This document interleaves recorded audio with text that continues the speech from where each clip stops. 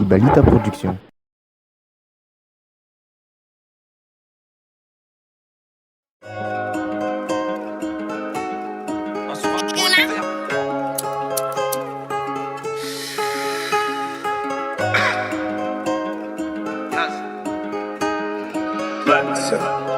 On fire.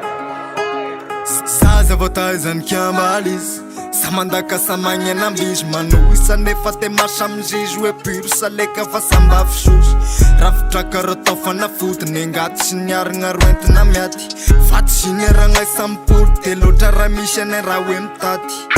gedesy tokany hoe afonapombo fa magnerignerigna tsatatahitra tsapatsapata hoitana hoe mamay mandoro mampitondrany takahitra tena tsy napahalalana zany hoe elake sembakany rasamy keto zany rasamy keto zany elako ne anisany reo isany zay isany sa tontolo izao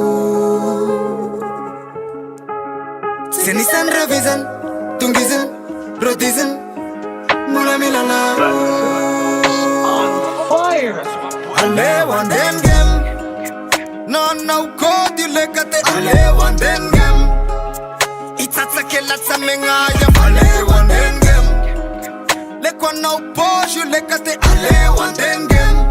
velayona rebel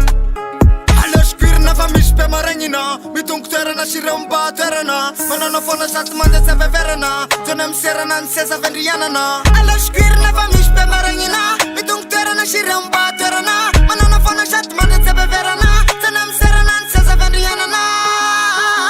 ny mavoromy ataky misy kina resta teo maty inategna kon kalaky atsoyanana rakwa sy swati retsy mitsokana mele tonga fatira hoe pote witeshe tonse aleo anden mande mandran lara vale ilakone anisa revisa asura point ça te tourise Tianisan revisa tongise produise Pula milana On fire. aleo andengem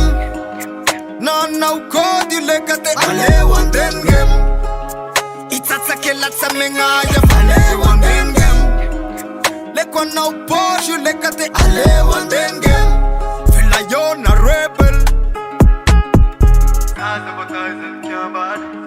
samandaka samagny namitsy manoisa nefa te masamzizy hoe piro saleka fa sambafy ravitraka rotao fanafotony angaty sy niaragna roentina miaty aty sy niaranay sampolo te loatra raha misy anay raha hoe mitaty